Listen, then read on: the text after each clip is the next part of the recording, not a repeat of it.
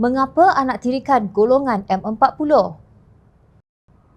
Apakah nasib rakyat jika lebih banyak subsidi dibuang dan pada masa yang sama, cukai barang dan perkhidmatan GST pula diperkenalkan? Soal Ahli Jawatankuasa Amanah Nasional Muhammad Faiz Fadzil.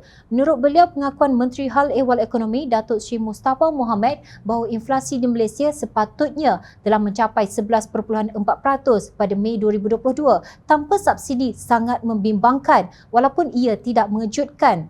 Apa yang lebih membimbangkan adalah kerajaan BN Bersatu PAS telah memansuhkan subsidi atas beberapa makanan asas dan sedang mengkaji untuk merombak subsidi RON 95 dan diesel, katanya dalam satu kenyataan. Faiz membidas pengumuman Perdana Menteri Datuk Seri Ismail Sabri Yaakob yang hanya akan memberi bantuan tunai RM50 atau RM100 kepada rakyat miskin.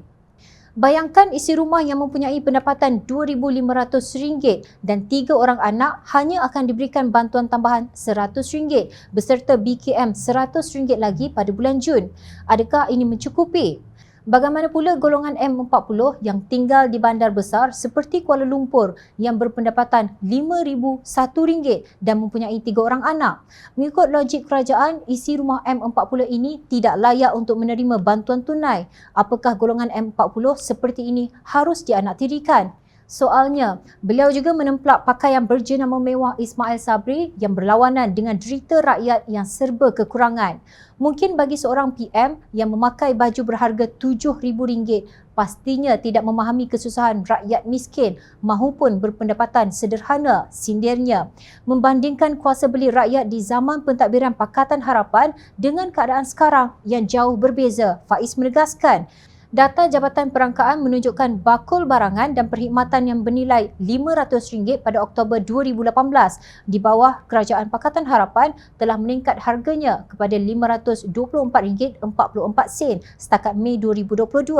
Andai kata cukai GST tidak dimansuhkan oleh PH, kos bakul ini pasti lebih mahal. Sebab itu pemansuhan GST oleh PH adalah dasar yang tepat.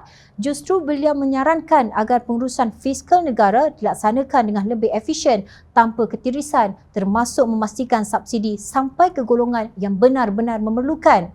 Namun usaha berkenaan sama sekali tidak boleh merampas hak golongan yang memerlukan, ujarnya.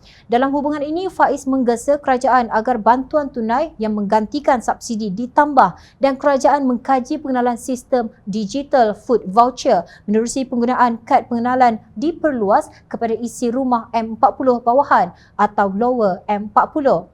Apatah lagi dianggarkan lebih 600,000 orang golongan M40 telah tergelincir ke dalam golongan B40 sekarang, kata Ahli Dewan Undangan Negeri Permatang Pasir itu.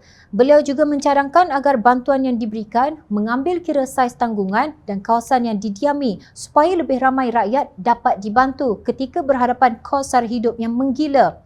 Adalah tidak logik jika isi rumah di Kampung Baru KL menerima bantuan RM100 sama seperti isi rumah di Marang, Terengganu. Ini adalah kerana impak inflasi berbeza mengikut lokaliti. Kerajaan harus bertindak segera mengatasi masalah kos sara hidup ini yang merupakan sesuatu yang real. Terdahulu, Pengarah Biro Mobilisasi Amanah Nasional Muhammad Sani Hamzan menuntut kerajaan supaya memberi perhatian serius kepada golongan M40 yang juga terkesan dengan isu kenaikan harga barang. Jika M40 terus diabaikan, kita akan melihat golongan 40% yang berpendapatan terendah di negara ini akan meningkat dan Malaysia akan jatuh menjadi negara dunia ketiga. Berhentilah membuai rakyat dengan lagu anak kecil main api. Negara Jerman dan Jepun kalah Perang Dunia Kedua tetapi kini menjadi negara maju. Kita sudah berada di zaman milenium.